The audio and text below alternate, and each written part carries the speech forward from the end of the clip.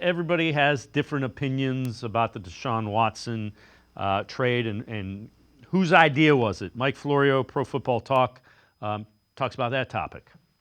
Bad ownership dragging down the team. Bad ownership making decisions and hiding behind the coach and the GM like the Haslams have done with the Deshaun Watson thing. Gets back to your point from earlier. If the Jets had benched Aaron Rodgers, Woody would have been, I don't make football decisions. And they've never been candid with who really was the one. Who was the one? Who was the prime mover? Who was the impetus for this Deshaun Watson debacle with the $230 million fully guaranteed over 5 years, and you give up 3 first-round picks and 3 other draft picks? You gut the nucleus of your young, developing, emerging team for 5 years to come by giving up those draft picks. So they've never been candid that it goes to ownership, but it does. And again, I can see how he arrives at that. I don't necessarily know that to be true. They keep saying it's collaborative, and collaborative to me means we're not telling you who made the decision. Yeah, 2 things there. They're never going to be candid about that, so if you're waiting on that, good luck. And how did they gut the nucleus of this young team? I missed that part of the journey here. And again, people keep pointing to they don't have the young guys in the pipeline. Well, the problem is they're young guys played really well one year. You look at DeJuan Jones, Martin Emerson come to mind. You still have Grant Delpit, JOK. But JOK, how serious is the injury? Yeah. DeJuan Jones, injured. Delpit's still playing well. It's been a bad year. The question is, how much blame do you place on Barry and Stefanski for a bad year when they've had 2 really good years, 2 mediocre years, and you just extended them?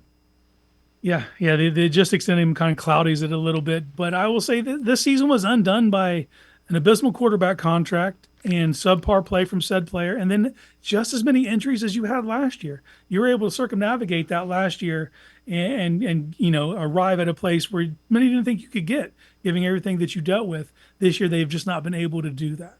Does that mean I don't trust the process? Now, if you want to put all the eggs in to blame them for the Deshaun stuff, I can't defend it. I can't defend his play. I can't defend the contract. And if that's going to be the nail in the coffin, that's going to be the nail in the coffin. But that's already happened. There's nothing we can do to fix that. You banked on a player to be a certain thing, and he just never got to that level. And 12 other teams submitted bids to get the same guy, and 4 other teams were accepted. The Browns were just one of many. They just landed the guy. So now you have to live with the results of that. If those results are enough to damn this coaching staff and this GM, because they're never going to find out whose role it was to idea to go get him. That's not going to come out until the ESPN 30 for 30 5 years after those guys are gone. So in the meanwhile, we're just going to play in this guessing game. I don't know that it was ownership. I don't know that it was Andrew Barry. We're not going to know. So it's kind of useless to speculate. The thing is, it happened, and now you got to deal with it. Can you deal with it? Are these the group of coaches and GMs that you expect that can get through that? If you think they can, then you let them do it. If you think they can't, then you have to cut bait. The other thing I would say, you got to change what you're doing in training camp. It's 2 years of significant injuries. Yes. And it's all over the board. So I don't know if it's more physical. Whatever you're doing is not working. So tear that out of the little manual, get rid of it, and move on to something different. Yeah, they've had so many injuries. Now, there's going to be things like the JOK thing. You're not going to be able to, that's just the way that play went down. Or DeJuan getting rolled up on. These are just terrible, bouts of luck.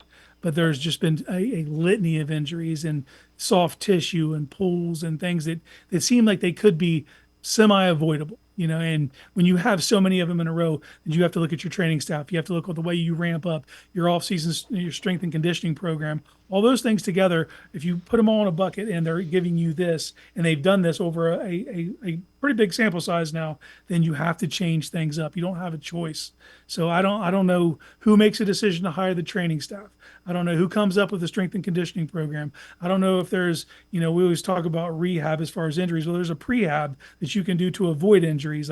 And I know they put the money into the facilities to have state-of-the-art training facility, and they do have prehab and stuff there and cold tubs, cold plunges, saunas. But they have to be implemented. You can have all the nice stuff, but if you're not using it in the right way, it's not going to do you any good. But they have had that many injuries that you have to take a hard look of how you've been going about business and then redirecting course to get a different outcome.